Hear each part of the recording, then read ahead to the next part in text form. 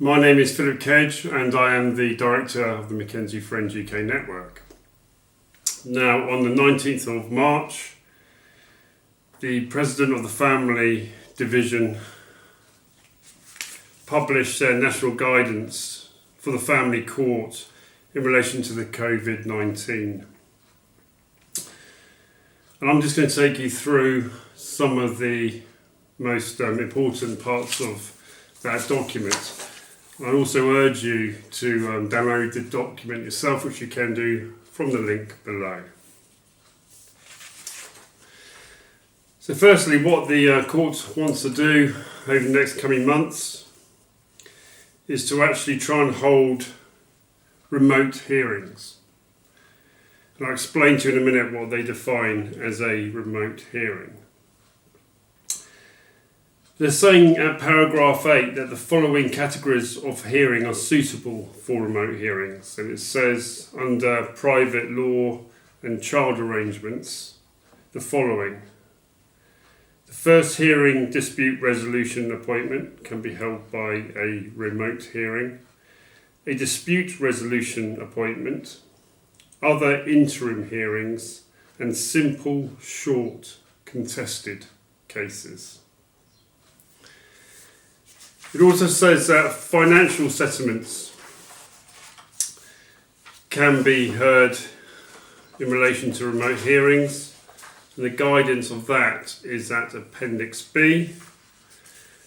Slightly different to child arrangements, where it says that the first appointment should be done wherever possible using accelerated paper-only procedures. So just a paper exercise. In relation to the financial dispute resolution appointments, that these should be done entirely privately of the court, and it should be a mediated process, perhaps between the two parties, and not necessarily involving the court at all. Now, the default position for any other hearings is that they should be done either by Skype or by telephone, and says that physical hearing should only take place when this is absolutely unavoidable. And that judges should endeavour to do as much work as they possibly can from home. So let's talk a minute about what they define as a remote hearing. So this is at paragraph 14. It says remote hearings can be conducted using the following facilities as appropriate to the individual case. By way of an email exchange between the court and the parties, by way of telephone using conference calling facilities, by way of the court's video link system, but those usually go into police stations, the use of Skype for business app installed on judicial laptops, or any other appropriate means of remote communication, for example BT, Meet Me, or FaceTime. So at paragraph 16, who is responsible for making these arrangements for remote hearings? It says here that the responsibility for making technical and other arrangements for a remote hearing and for confirming the details of the arrangements for the hearing to the other party no later than 24 hours prior to the remote hearing taking place is to be undertaken by the following party liaising with the court.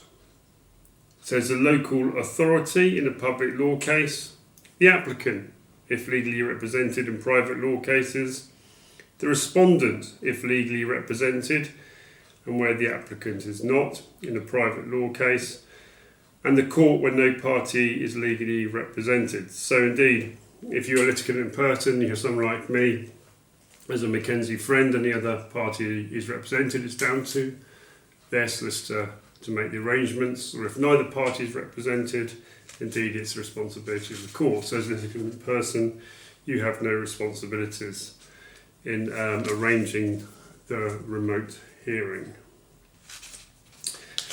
Lastly then, at paragraph 18, it says, on the day before a remote hearing, the applicant must electronically file a PDF bundle, which must include as a minimum a case summary and chronology, the parties' position statements, any previous orders, that are relevant to the remote hearing, all essential documents that the court requires to determine the issues that fall for determination at the remote hearing, and a draft order and completed advocates forms. Now personally I think that's quite ambitious. I think in some cases in my work, but I do think it's ambitious. I put my hat on from when I was previously a critical incident manager, chief inspector in the police.